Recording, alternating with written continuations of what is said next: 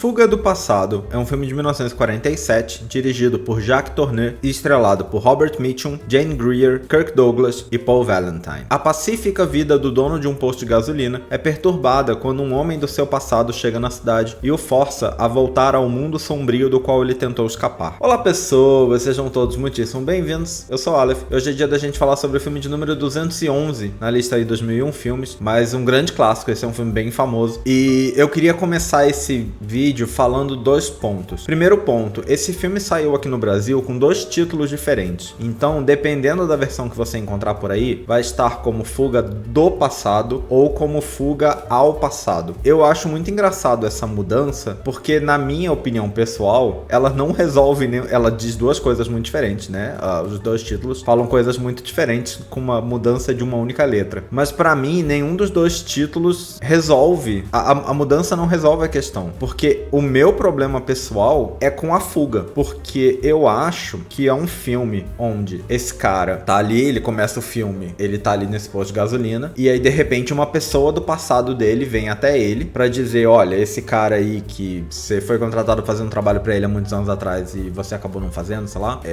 ele tá te chamando, ele quer falar contigo. E é um cara de quem ele estava fugindo, né? Ele assumiu uma nova identidade, foi morar numa cidadezinha no interior, né? Disfarçado para que esse cara não encontrasse ele, e o cara encontrou ele. Então partimos do princípio de que o passado encontrou ele, certo? E aí faria sentido o título Fuga do Passado se ele fugisse desse encontro, né? O passado encontrou ele e aí ele foge do passado. Mas não é isso que ele faz. Ele encara de frente, sabe? O cara quer falar com você? Tá bom, vou lá falar com o cara. Ah, o cara tem um trabalho para você? Tá bom, vou lá fazer o trabalho, sabe? Tudo complicado, tem diversas reviravoltas, muitas. É um filme no estilo aí desse filme noir que a gente andou vendo, do James M. Cain, do Raymond Chandler, sabe? Não é de nenhum desses, mas é nesse estilo, né? Mas eu não acho que em nenhum momento do filme ele tá fugindo, sabe? No passado, lá na história do passado, ele recebeu uma missão, ele desistiu de fazer a missão, ele foi contratado pra encontrar uma mulher, né? Que era a namorada de um cara, de um grande, sei lá, chefão criminoso aí.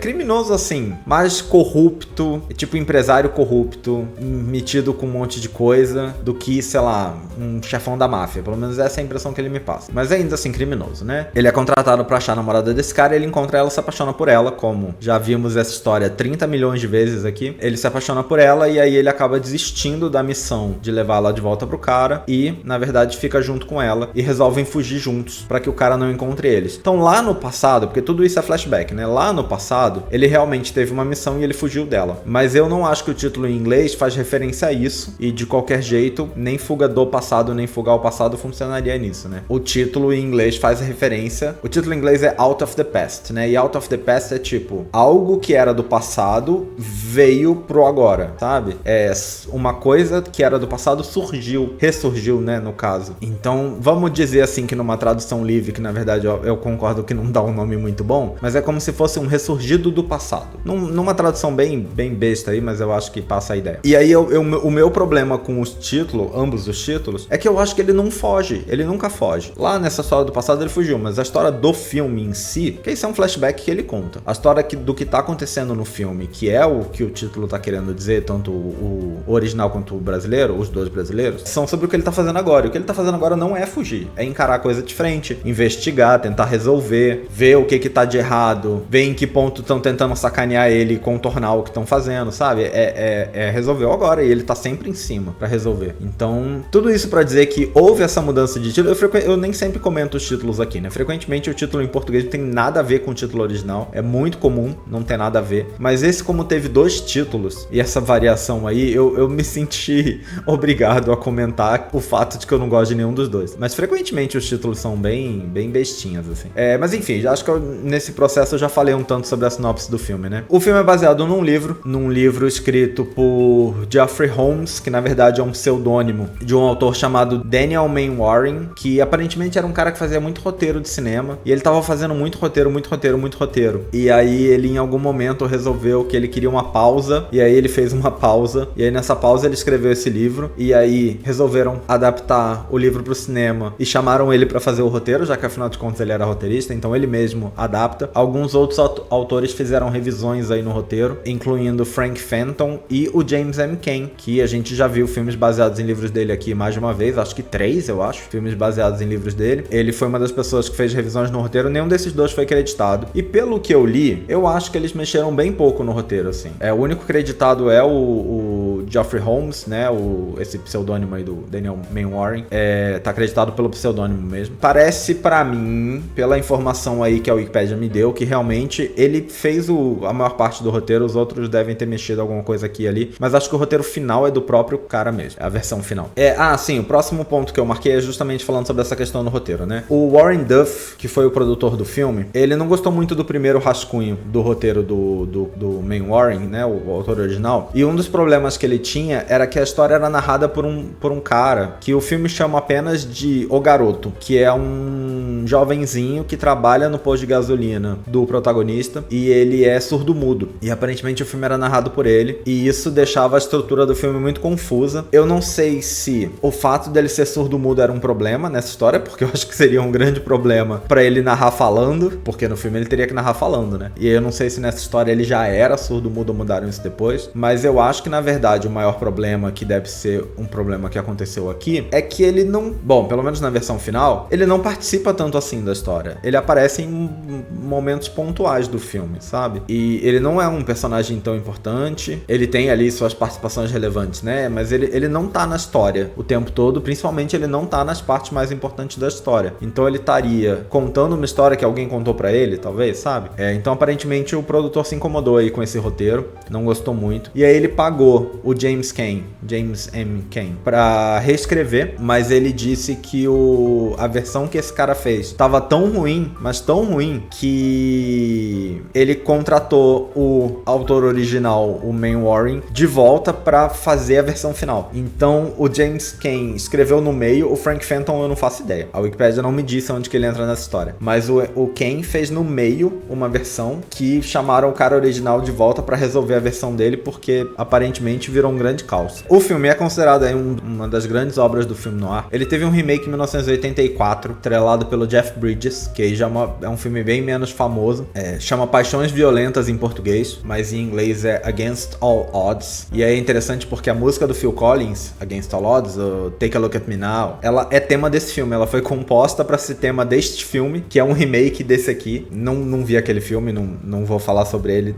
Mas é isso. Eu acho que de curiosidade paramos aí. Realmente é um grande clássico do cinema noir. É um filme que eu já conhecia assim de fama, de nome, mas nunca tinha assistido. E vamos dar uma olhada no que o livro fala sobre isso. Bom, o livro já começa aí falando sobre um trecho do filme que não vem ao caso, mas diz que o filme talvez seja a obra-prima do gênero noir. Não vou nem falar contra nem a favor. Eu acho que é talvez possível. Tem que ver muitos outros ainda pra fazer essa afirmação, mas o livro diz isso. E aí o livro faz uma coisa que eu acho que é interessante aí dentro do gênero, que é comparar o Mitchum, o Robert Mitchum no personagem, com como que o Humphrey Bogart era fazendo personagens aí semelhantes que ele fez, né? O livro diz, por exemplo, ao contrário do cauteloso Bogart, Mitchum literalmente mergulha no personagem de Jeff. O que não só eu concordo, como eu acho que tem a ver com coisas que eu já comentei aqui, né? Em algum vídeo, sei lá, recente, eu falei sobre como eu sinto que o Humphrey Bogart é um cara que ele é interessante, eu gosto dele. Que isso não fique fazendo parecer que eu não gosto dele. Mas eu sinto que ele sempre faz o mesmo personagem, sabe? Em todo filme que ele tá, ele sempre faz o mesmo personagem. É a impressão que eu tenho. Eu acho que é um personagem interessante, mas é sempre igual. E é o primeiro filme do Robert Mitchum que eu tô vendo. Mas eu sinto, na verdade, na vida, eu já vi pelo menos mais um filme do Robert Mitchum, que certamente vai estar na lista também, que é o Sete Homens e um Destino, que tem ele também. Assunto pra